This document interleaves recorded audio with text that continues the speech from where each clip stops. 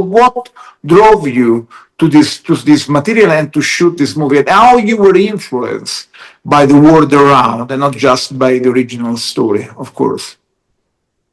The core theme of the movie is about the American dream and this system and how it works for some and not others. And I think that's what Tony latched on to and espoused on the airways. And it connected with people, even if what he was doing was a crime, and that Tony himself was deeply selfish and had his own, he was mentally unwell and wasn't necessarily in the right or had any proof that this mortgage company had done him wrong. But the sentiment that the rich or the 1% line their pockets and don't stack the deck in a way that benefits them and not the common man was something that struck a chord in '77 in Indianapolis when Tony was espousing this, and then it connected with me in 2020 when I first heard about it and was starting to write it, and then now is even more timely and how it's connecting with people, and specifically mortgages and the concept of small business ownership and property ownership. The idea of owning a home is really hard for a lot of my generation and peers, and it feels like kind of a distant dream. So I think we are fed sometimes a culture of hey, look at the palace intrigue of the 1%, look how fun it is, and the yachts and this and that, and there is a lot of media that kind of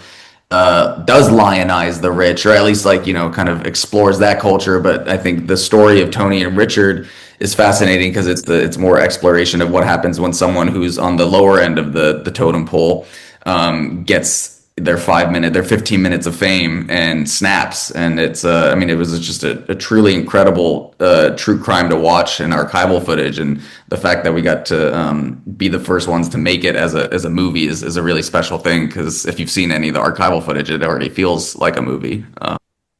Yeah, I think the idea of capitalism is whoever has the most capital is the ruling force, especially now in the US, especially right now in the US.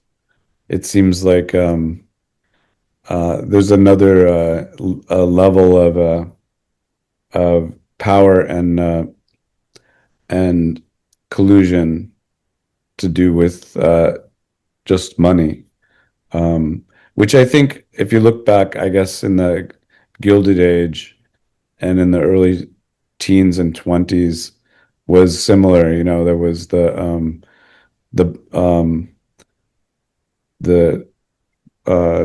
Roosevelts and Rockefellers were the guiding forces of the politics in New York. There's an article I just read in the New York Times which was about the Epstein power circle, which is it's this kind of really well put article about it, but it's this kind of is addressing that in the sense that Tony's vision of it is similar maybe to my vision of our power circles today, that you quite know what it is, but it's this strange Illuminati kind of power. Yeah, that was Tony's paranoid accusations, was that he did develop this land and he did make a good bet on this 17 acres, but because the machinations, the Cthulhu at the top of the food chain saw that he had made a good bet, purposefully was supposedly, whispering to the potential tenants to not take up these leases so that they could just wait him out. They go, oh, well, this guy doesn't come for money, we could default him in a year or two. So that was his excuse for why he stopped making these mortgage payments. Tony had a track record of committing some violent crimes. So I think at the end of the day, he was this lightning rod that was, self-serving, but because he had this window to speak to the people about a system that he felt was unjust, it did connect with a lot of people, even if Tony himself was still in the wrong. For every Roosevelt, there was a Preston Sturges and a Frank Capra. What's the role of cinema that today can educate the new generation to another vision of the world, another vision of the American dream? I wish I could be like a Preston Sturges. He was fantastic. But we just doing our best, just trying to make comments.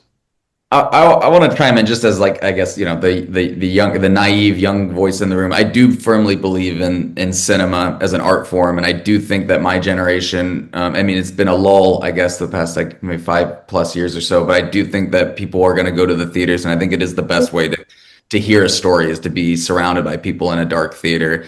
And I think some of my favorite memories are watching a Gus Van Sant movie in a theater growing up. And I think what I love about this country, it's funny, it's like Tony, for as much of a criminal he was and how many complaints he had against the system, he's claimed to be a patriot. He says, I like America. Like, I think we do want to participate in the American dream and the tradition of cinema. And I think what I love about American filmmaking is that we have historically been able to hold a mirror up to these power structures. I mean, some of my favorite movies are, dark satires and political films that kind of poke the bear a little bit. And I think, not every country are you allowed to make a movie that says certain things and criticizes the American system or your politicians. And that's what I like about American filmmaking is that we are able to have these storytellers who put their fingerprint on culture and history through the medium of film.